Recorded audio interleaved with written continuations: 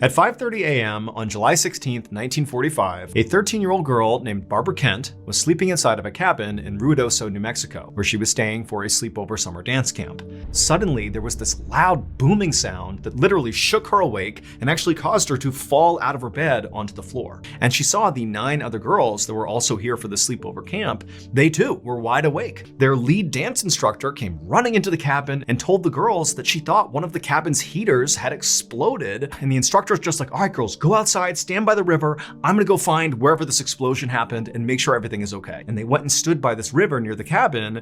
And as they're standing there waiting for their instructor to come back, Barbara felt something hit the tip of her nose, and it was cold and soft.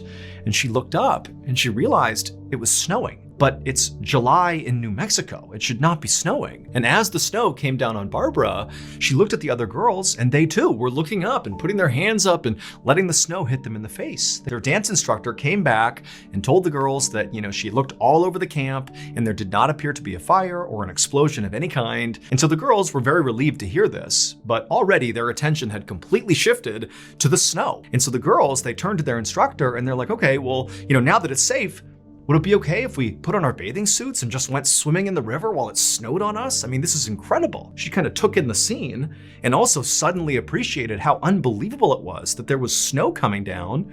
And so she told the girls, yeah, get your bathing suits, go swimming. And then a moment later, they were out frolicking in the river as the snow fell on top of them.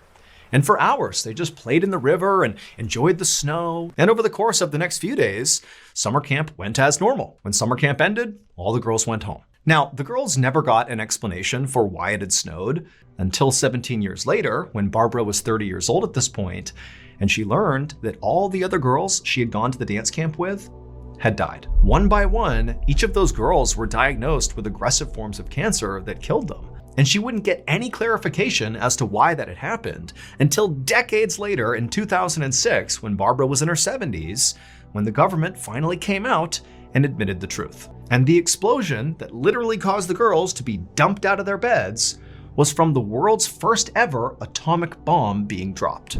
It was the Manhattan Project's Trinity test. And so after this bomb detonated, there was this nuclear fallout that rained from the sky on 500,000 people that lived within a 150-mile radius of the detonation site. And within those 500,000 people were those 10 innocent teenage girls at their dance camp. The snow that the girls played in was actually radioactive material from this nuclear fallout raining down from the sky that over the course of 17 years would give 9 of the girls various forms of cancer that would kill them. As for Barbara, she did not die young. However, she would suffer from multiple cancers and illnesses, all associated with radiation